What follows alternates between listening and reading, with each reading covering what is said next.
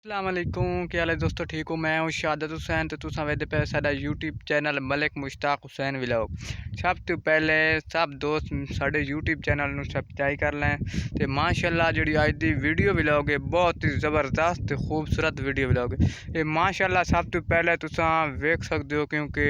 अज जिहड़ा मौसम है ना बड़ा ज़बरदस्त है क्योंकि बदल छाए होए न ते हवा बड़ी तेज़ चली हुई है ते माशाअल्लाह तुसीं वेख सकदे हो क्योंकि बदल छाए होए न ते माशाअल्लाह जेह्ड़े भी दोस्त भाई वेदे पैन जल्दी जल्दी साढ़े यूट्यूब चैनल नूं सब्सक्राइब कर ले ते माशाअल्लाह तुसीं वेदे पे हमारे पीछे बड़ी खूबसूरत नाल फसल पई है चनियां दी। ये माशाअल्लाह बड़ी अच्छी ते बड़ी खूबसूरत है ते माशाअल्लाह हुण चेक करें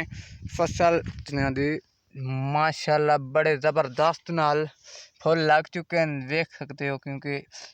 ये फुल लगे हैं ते माशाअल्लाह भाई जेड़े सानू सपोर्ट कर रहे उन्हां दी बड़ी मेहरबानी होसी ते मुकम्मल तौर ते वीडियो साडी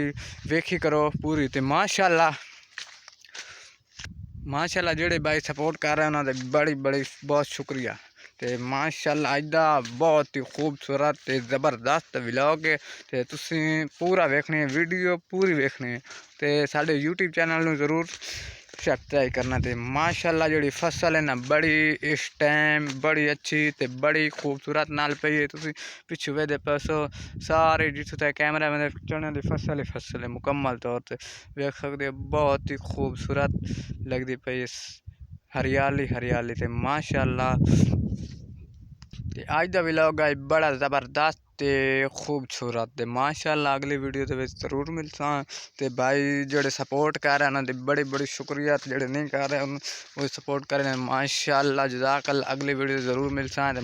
देख सकते हो आखिरी बार क्योंकि बदल बहुत ही छाए हुए हैं ते अल्लाह पाक कोल दुआ मंगदे पे अल्लाह पाक बारिश देसी तुसां भी मंगया यार हर जगह ते बारिश आनी चाहिए ते माशाअल्लाह फसलां क्योंकि फ़ायदा होवे अल्लाह पाक दी रहमत होंदी बारिश